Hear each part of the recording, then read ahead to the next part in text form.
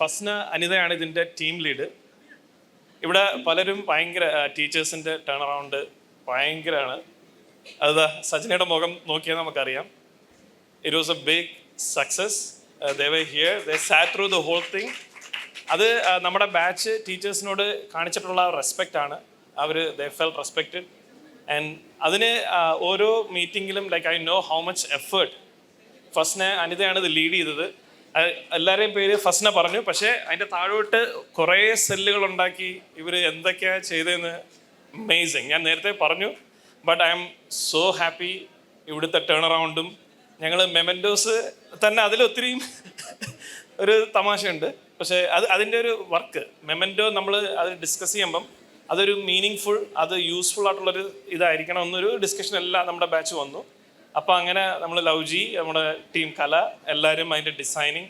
നമുക്കൊരു റജീഷ് എന്ന് പറഞ്ഞൊരു അടിപൊളി പയ്യനുണ്ട്. വിത്ത് ദിസ് ഹെൽപ്പ് നമ്മൾ നല്ല ഒരു യൂസ്ഫുൾ ക്ലോക്ക്, വർക്ക് ചെയ്യുന്നൊരു ക്ലോക്ക്, അങ്ങനെ ഒരു ഡിസൈനാണ്.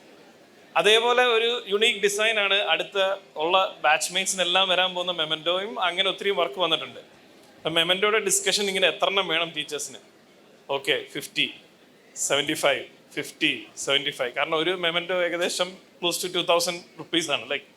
അപ്പം നമ്മൾ ആദ്യം 50 ആണ് ഓർഡർ കൊടുത്തത്. പിന്നെ അത് ഇടയ്ക്ക് 75 ആക്കി. ഫസ്റ്റിനെ അത് വിളിച്ചെന്നോട് പറഞ്ഞു, അയ്യോ ജോർജ് അത് വേണ്ടി വരില്ല, അത് നമുക്ക് 40 50 ആക്കാന്ന് പറഞ്ഞു. ഇന്ന് 75 മെമൻറ്റോസും മൊത്തം കഴിഞ്ഞു നമ്മൾ.